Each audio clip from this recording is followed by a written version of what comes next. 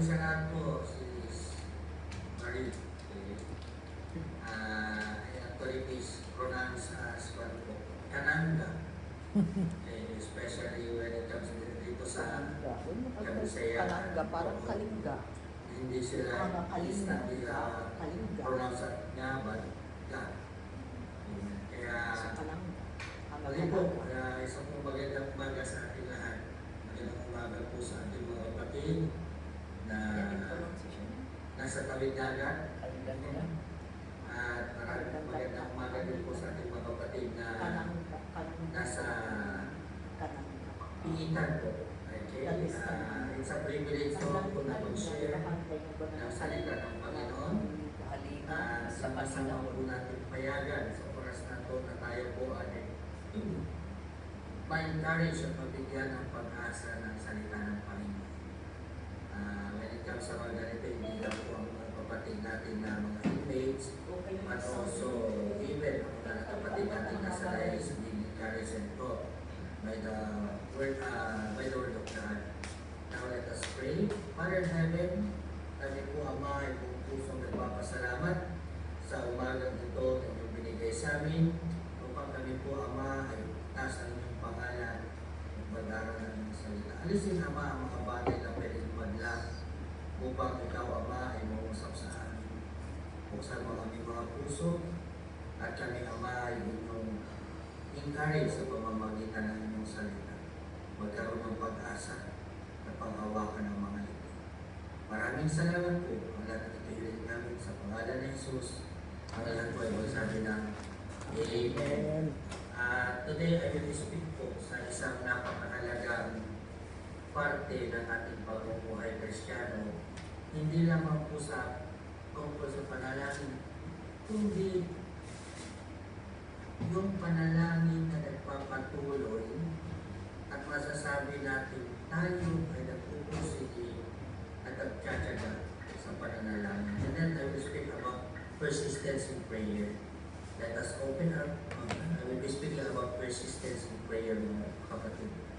Now let us open our Bibles to Luke chapter 1 verse 8.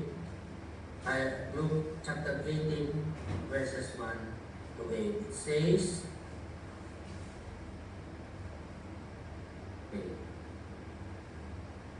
nagkwento si Jesus sa mga tagasunod niya upang turuan silang laging manalangin at huwag mawalan ng pag-asa. Next please. Sinabi niya sa isang bayan ay may isang upong na walang takot sa Diyos at walang iginagalang na tao.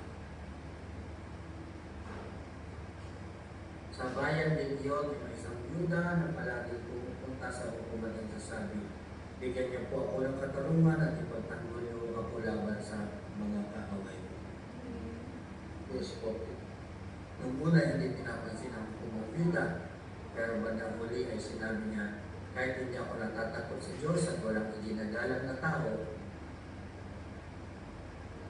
bibigyan ko ng katarungan ang babaeng ito upang hindi niya ako gambalain ulit dahil kung hindi, pero hindi, iinisin niya ako sa kapaparibo niya. Pagkatapos sinabi ng Panginoon, narinig ninyo ang sinabi ng masamang hukom, ang Diyos papaya ang hindi magbigay ng katarungan sa mga pinili niya na tumawag sa kanyang araw at gabi. Verse 8, last verse. Tinitiyak ko sa inyo na bibigyan niya agad sila ng katarungan, ngunit kung ako na anak ng tao ay bumalik na rito sa mundo, makikita kaya ako may makikita kaya ako mga tao sumasampalataya sa akin. Makita natin, si Jesus nagsabi ng isang parable, no? Tapos, alam niyo kung yung Panginoong Jesus nagsasabi ng parables, when Christ speaks of parables, he wants to share, to teach something sa kanyang mga alagad. And now, Jesus is telling a parable about sa isang persistent na widow. At nagpakita to show the importance of not giving up in prayer. Kaya, the Lord wants us right now to understand the importance of not giving up in prayer, nang sa diyon tayo po ay magpursige mga kapatid at magpatuloy na manalangin. Because persistent prayer mga kapatid ay may magandang bunga at may magandang na ipapakita sa ating pamumuhay bilang isang Kristiyano. Now, ayun pag-aralan natin yan. Unang-una natin pag-aralan dito is, di ba makita natin doon, nung una hindi pinapansin, nung bukom yung prayer, di ba? Alam niyo, mga kapatid natin, pag nasa hearing, minsan nakakaparinig tayo lang sa hearing dahil hindi tayo exclude na nung tayo nakaupo.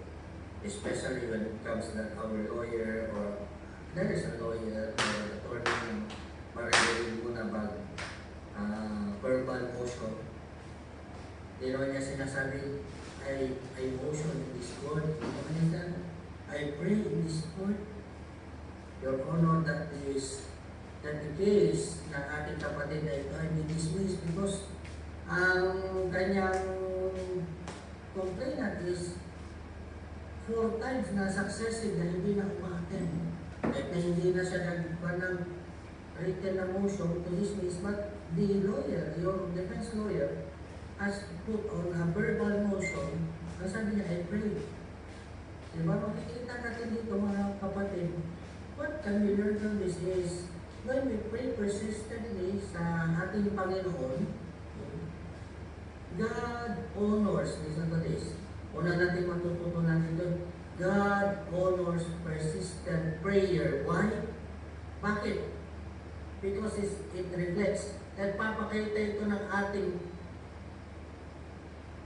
paniniwala, pananampalataya. Hindi lang basta paniniwala, pananampalataya, kundi yung malalim na pananampalataya sa Kanya na meron siyang magagawa at totoo ang Kanyang mga promises. Amen. Diba? Kahit na this widow, kahit na alam niya kung sino yung kanyang nilalapitan, alam niya na ang judge na to, corrupt, alam niya ang judge na to, according sa binasa natin, walang ginaganap na tao. Pero how much mo sa atin, nakilala natin yung ating nilalapitan at ang ating Panginoon ay kagalang nga lang, alam natin ang Panginoon ay mahal niya tayo. Amen. Amen. But it is only minsan the Lord will teach us on to wait, kaya hindi niya muna sinasagot ang atong prayer at makikita niya kung hanggang saan tayo at makikita pa rin niya yung ating, makikita niya yung na may pakita rin natin sa side natin na tayo ay nagtitiwala pa rin sa ano man ang sitwasyon natin, meron siyang magagawa at ang kanyang mga promises dito. Ito ang sasabihin ko, tayo mga kapatid. If God wants to do something in your life, hindi ko lang ulit mo, God will also require something na gagawin natin. Di ba mga kapatid? And when we pray persistently, we only show that we trust His power, His promises. Yan yung na ating makakutunan. Ikalawa, kailan tumanda na bunga o benefit matututunan natin when we continue to keep on praying. You know, persistence, ang definition niya is to stick with something. To stick with something. Amen? Diba? Kaya when we say persistence in prayer is to stick in prayer. To continue, to pray continually. Amen. Ikalawa na matututunan natin, when we keep on praying, it teaches us, it keeps us in focus sa Kanya. It will teach us to have, to fix our eyes on Him. Diba sa halip na ang tao kasi pag nagsimula na siya pag-pray about sa mga paligid niya, about sa mga nangyayari, hindi na siya nakatingin kung saan kundi sa mga negative na nangyayari. But when we start to pray, prayer sets our focus sa Panginoon. Amen? Even things seems unclear. Diba? when we pray continually, our focus ang ating focus na lalagay sa ating Panginoon. Kahit na ang ating, there is no even things yung sa ating. Dumarating para sa ating gamitan, bilas. Ang nalagay ang resulta ng kaso. Isa pa, ano na ba nangyayari sa kaso ko? Hindi ba lang pupunta rito yung pauloyan ko? Amen. Gusto ko sana ang kwan, kaya minsan ang mga ibang nangyayari sa inmates, pagkatapos ng hearing, kaya pag napos po ng hearing, nagre-reply sila sa ating mga jail guards. Sir, baka pwede tayong lumaan yun sa office ng Paul, gusto ko makausap yung authority. And these things contribute sa mga bagay na mga bagabag sa ating mga isip. Amen. Minsan tinatanong, para hindi naman ako nilitipisan ng lawyer ko, hindi man lang niya ako tinatanong tungkol sa pan, dumarating pa sa isip. Sa dami ng kaso na hinahawakan ng aking attorney, matanda pa niya kaya yung mga information sa kaso o yung mga details about sa kaso. But you know, this contributes sa mga bagay na tingin natin na malabo. But still, when we pray, our focus ang Panginoon, mapupunta ang focus natin sa Panginoon at pabayaan natin ang Panginoon focus. Pag natin payagan ang sitwasyon, amen, magbigay sa atin ng walang kasiguraduhan at minsan it will resort to what you call is anxiousness. Anxiousness yung pagkabagabag sa ating sarili. Pero anong sabi niya sa Philippians? Philippians chapter 4 verse 6 and 7. Do not be anxious about anything. Okay, huwag kayong mag-alala, huwag kayong magbagabag sa anumang bagay, sa halip. Huwag kayong maboryo sa kahit na anumang bagay. Parang nagbibigay lang, nagko-contribute para ang tao maboryo sa iyo. At ang boyong, walang pinipili. Everyone is hindi. May araw na okay, araw na ganda ng gising mo, may araw. Pero nahalas kayong gumising, halos ayaw mo lumabas yung tarima. Pero ang sabi, huwag kayong mag-alala, huwag kayong magbagabag sa mga bagay sa halip. Ilapit sa Diyos ang lahat ng pangangailangan nyo sa pamamagitan ng pananalangin. Saan? Pananalangin na may pasasalamat. Verse 7. Kapag ginawa niyo ito, ipinulali tayo. So, kapag ginawa niyo ito, bibigyan kayo ng Diyos ng kapayapaan na siyang mag-iingat sa puso ninyo at pag-iisip. Dahil kay Nabi Kristo at ang kapayapang ito ay hindi kaya unawa ng tao.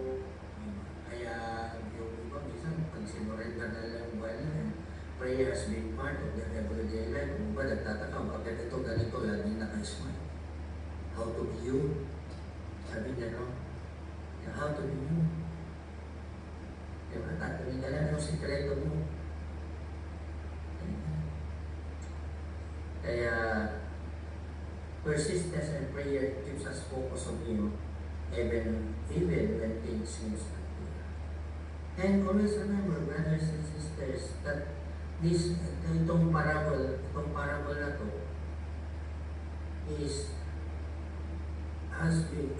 is spoken by Jesus for Him to teach ang mga disciples to keep on praying and show the importance of not giving up in prayer and the importance of asking sa ating Panginoon. Diba, as He said sa Matthew 7:7, anong sabi niya? Anong sabi niya sa Matthew 7 verse 7? Ask, and it will be given to you. Seek, and you will find. Knock at the door, and it will be open to you. Humingi kayo sa Diyos, at bibigyan kayo. Hanapin ninyo sa Kanya ang hinahanap niyo, at makikita ninyo. Pumatok kayo sa Kanya, at pag-ibuksan kayo. This is the things that Jesus wants to be learned, not only by His disciples, brothers and sisters, but all of us, especially when we are in a situation na hindi maganda. Sometimes this situation situation, it becomes a challenge sa atin ng prayer. Di ba? Parang napakahirap manampalataya, napakahirap manalangin kung ang tao ay napakahirap pang magpasalamat kung ikaw ay nasa sitwasyon na para sa iyo hindi maganda. Para sa iyo lang yun, hindi ko sinalabi para sa Panginoon, pero para sa atin lang, konti ko sa atin. But the Lord but Jesus Christ is encouraging us to keep on asking, to keep on seeking, to keep on knocking, mga kapatid, despite ano man ang mga sitwasyon. At wala akong nalaw. Kahit wala, tingin mo wala nang nakaalala, tingin mo lang tinalikuran. But the Lord is encouraging us, whatever the situation is, Jesus Christ is encouraging us to pray persistently, to pray, to keep on asking, to keep on seeking, to keep on knocking. Amen. Diba? Third, na matututunan natin, na bunga ng persistent prayer sa buhay natin. Prayer, especially persistent prayer, especially persistent, help us to stay rooted in faith and reliant to God. Amen. Yung panalangin, lalo na pag yung panalangin na may pagpupunyali, may pagpupursigi, matyagang panalangin, it makes us, it helps us na rooted. What when we say rooted, kung sa Bisaya man nakagamot ka dito, bisan mo say may tabok, yung sa mga iso na ito diyan, nakasabot sa Bisaya. Kaya kung ikaw nakagamot ka sa Ginoo, bisan mo say bagyo ka, makabot sa iyong kinabuhi, di ka maibot. Kahit na kung ikaw ay rooted sa Panginoon, kahit anong mangyari, hindi ka basta magugulot at yan ang dahil at isa dyan ang paraan para ikaw manatiling ano po guys, rooted. Ano ba sa Tagalog ang rooted? Nakaugat. Hindi nyo pala nakaugat. Is your having your prayer always persistent in prayer. Amen? Because prayer is relationship to God. Prayer is connection to God, and that is showing your faith. And when you pray, it only shows na pinapakita natin that we are reliant to Him. Ibig sabihin ng reliant is nagsalig sa Bisaya, amen. Sa Tagalog is, hindi ko maalala kung ano ibig sabihin ng reliant. Nagre-rely ka, yan, salitang hiram na lang gamitin natin. That ikaw ay nagre-rely.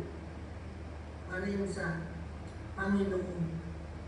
Kaya pala, kahit na anong sitwasyon, pray persistently. Pagpupusigin ng banay, it helps us. Tinutulungan niya tayo is to stay rooted sa ating Amen. Diba? Kaya mga kapatid, how is your prayer life? How is our prayer life?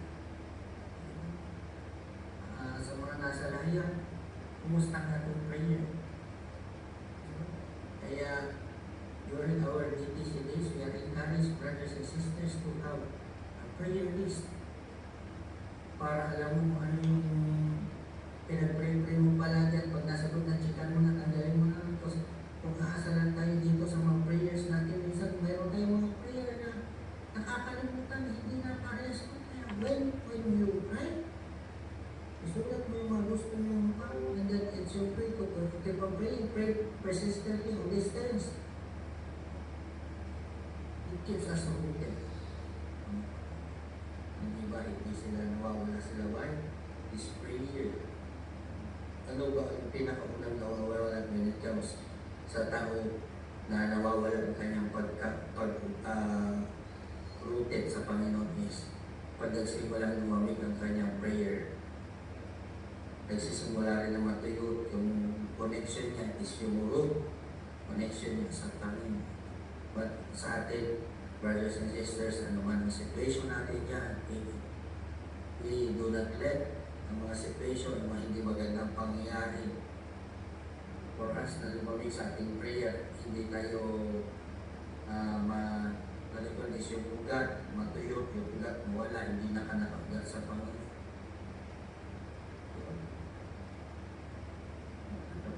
Next na matututunan natin dito. Persistence in prayer or persistent prayer teaches us to keep asking until we receive. Trusting that He knows what is best for us. Ang matyagang pananalangin, amen, ang pananalangin ang patuloy na pananalangin, ang pananalangin na hindi humihinto. Amen.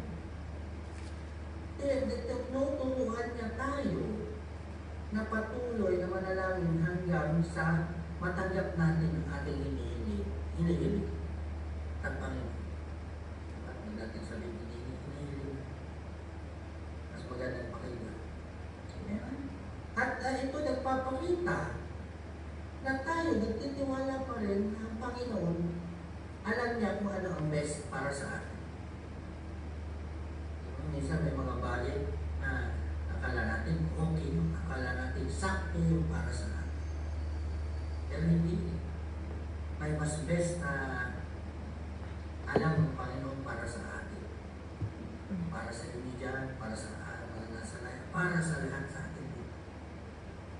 Ang plano ng Panginoon mas maganda. Magplano man tayo ng lahat ng gusto natin, pero ang kaluluban para ng Panginoon ang mangyayari sa buhay natin. Kung sabihin, para kaisipan ng Panginoon na hindi katulad sa level ng kaisipan ng tao. Diba, kung yung mga makasalimutan, maririnig mo, sabi, ang Diyos daw marunong. Amen. Pero ang tao raw, sorry to say this, pero ito na, kasabihan mo, Diyos marunong, ang tao raw. Tungkol lang. Amen. But you know, persistent prayer only shows and teaches us to keep on praying until we receive what we are asking. And it shows that we trust God that He knows best for us. Diba? Okay. Kaya, mga kapatid, sabi ko at tayong magtatampo, minsan ang prayers natin yung ibang ibinibigay ng Panginoon. Ano naka-experience na gano'n that you ask for it na bagay pero doon ibinibigay? Lord, t-shirt sana yung pula. Kasi yung damit ko rito parang ganit. Diba? Yan ang mga self-pity ko noon. Ako, 5 taon siguro, 7 taon, 8 taon, 10 taon ako, itong mga damit ko, sira na. Kaya pa niya, lumabot ako sa level ng self-pity ko na ganyan, nung ako ay nakatipid. Kung ako mga lapat, ayun mo na ilang taon ako hindi makakahawak ng sariwang dahon. Diba yan yung mga pa? Pero yun, Lord, that is not fun. Kaya sabi niya, Lord, gusto ko sana yung t-shirt na pula. Ay hindi puti ang ibinigay ng Panginoon. Bakit? Anak, hindi mahagay sa'yo kasi yung complexion mo, pagting ka na lang, patas ko lang mag-iinin mo sa akin.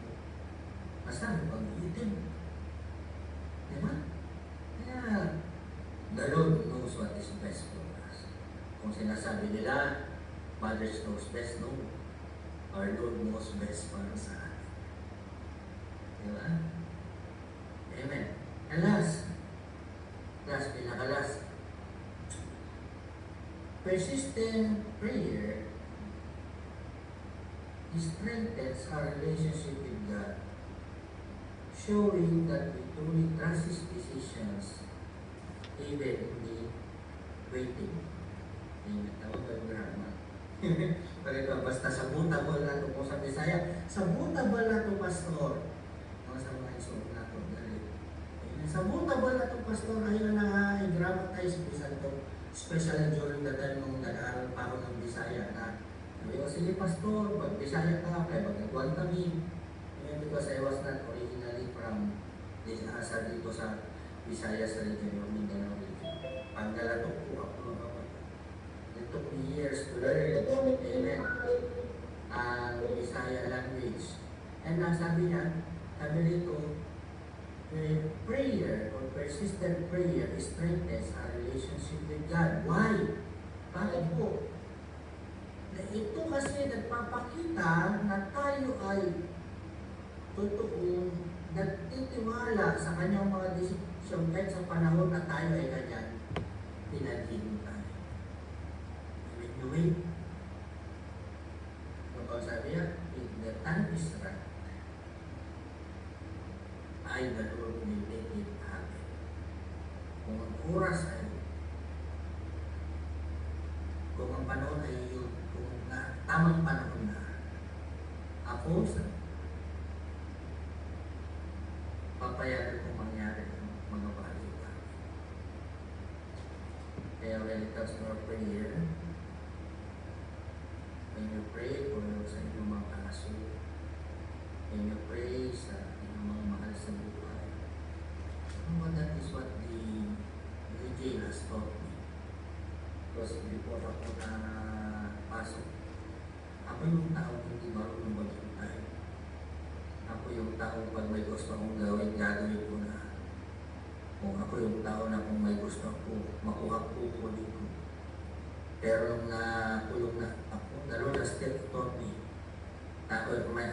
Mayroon akong kailangan, gusto ko, pero hindi agad ako makakabili. Maghihintay pa ako, especially ako nung dalaw ko. Hindi ganun kalimit dahil malayo nga sila na taga-region 1 ako, sa region 3 ko na huli. At kung may kailangan kong maghintay sa dalaw ko ng aking mga kasama at makikisuyo ako. Depende pa kung papayag sila ng pan, pero wait hanggang may pwede. And then I keep on praying. Amen? I keep on praying sa aking paglaya. Nasubukan mo nga. I keep on praying na matuloy ng healing. Sabi ko, parang alam na kung ilan yung taon na bubunuhin ko. Because I was 21 years old kung nabuli ako. Batang-bata. But 2 years wala akong hearing. Nabutan ako ng palit ng fiscal, nabutan ako ng palit ng judge. Nagkukumpring ko sa naman. But when the time is right pala, God will touch the people na magiging instrumental ng ating paglaya. Nasintensyan ako. After a week, binabasahan ako after a week. Nagtaka na ako, may tawag na ako ng korte. Binasahan ulit ako dahil yung defense lawyer ko dahil motion. Bumaba pa ng isang level yung sentensya. At yung motion na yun, kung kukontrahin ng fiscal, hindi papasok, pero sabi ng fiscal, huwag na lang yata dahil gumagandang lalaki ka sa mga nakakaranig ng ganyan. Hindi ka na lang siguro muna namin palalayain kasi gumagandang lalaki ka dyan sa loob. Pero nag-smile yung fiscal na sabi niya, ay hindi, nakulong naman na siya, sige palayain na natin yun. The Lord will touch kung talagang kaya you keep on praying, keep on praying that the Lord will give open opportunities. I believe that the Lord will open opportunities in yung paglaya in order for us to have a new life. Amen? At saka sa paglaya natin, huwag kayong lalayo doon sa naging source ng bagong buhay natin. Keep on praying until the Lord will answer the prayers. Tandaan na natin ang Panginoon will answer the prayers according to His timeline, according to His sa gusto niya. Amen. Maybe you can read yung hirapan yung sa I want you to read yung Isaiah 29. Nasa pan, tingnan nyo that the Lord allow them na maging alitin sila, maging sila ng ibang nasyon. But when the time comes, the Lord has said kung anong gagawin niya na sa kanya, for you know what the plans I have for you, plans to provide, plans not to harm you, but plans to give you hope and a bright future for you. Kaya until na ngayon, kung nasa panahon na hindi pa ibinibigay yung mga prayers natin, keep on praying, because it shows our relationship with Him. It shows that sa ating patuloy ng pananalangin, ipinapakita rin natin mga kapatid sa Panginoon that we truly trust His decisions. Amen. Tiwala na. O sa mga bisaya, salig lang ba? Yan sa tumayin sumber, salig lang. O Tagalog, tiwala lang. Kaya, patuloy pa rin mga kapatid. Now, sa mga kapatid na medyo hindi pa nananalangin, ito sana ang simula. Pagkatapos nito, ang prayer ninyo, simulan nyo ang inyong prayer. Mamaya gabi, pag nakasara na, kung nasa inyo, kung mayroon kayong sariling tarima, i-go sa inyo tarima, i-close ang tabing. Mayan sa inyo. Then isulat nyo yung mga gusto nyo hilingin sa Panginoon. And how? This is how. Lord, start ko mag-pray rito. Ipag-pray ang mga ito. Ikaw ang bahala kung kailan mo sasagutin na kami ng prayer. Kung hindi ka man nananalangin, after this, sana maging part, hindi sana. I'm saying na after this, ang panalangin maging part ng iyong araw-araw na pamumuhay. Hindi lang basta panalangin, but persistent prayer, panalangin na may pagpursige at panalangin na may pagtsatsaga. Para kasi yan ang sabi ni Jesus Christ, sabi niya sa 16:24, sa mga hindi nag-pray, sa mga hindi pa naging part ng kanilang prayer life, buhay ang panalangin kanya. Hanggang ngayon. Diba alam mo, pag sinabi hanggang ngayon, parang mayroong hindi ka ginagawa. Ang nanay ko nung sabi niya, that's why you never grow. Hanggang ngayon, matanda ka na, you keep on watching animes. That's why you never grow. Sabi ng nanay ko, nagtanda ko lang, puro anime at cartoons ang pinapanood.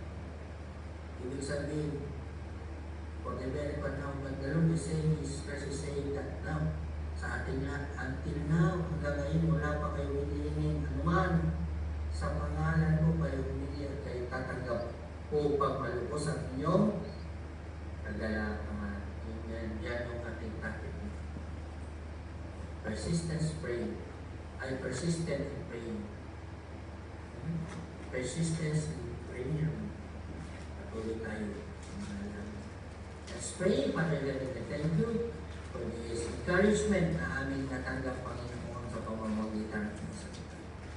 Sa Panginoon, sa paalala ng kami naman ay hindi lang basta manalangin, kundi manalangin na may pupursige at pagtsatsaga. Dahil marami kang gustong ituro and ikaw sa mga bagay ito para sa amin. Maraming salamat na aming natutunan na ikaw ay Diyos at ikaw ay sumasagot sa aming mga panalangin according sa iyong panahon. Thank you, Lord God. This we pray in Jesus' name. Amen. Maraming salamat po. Ipalipot po kay Sister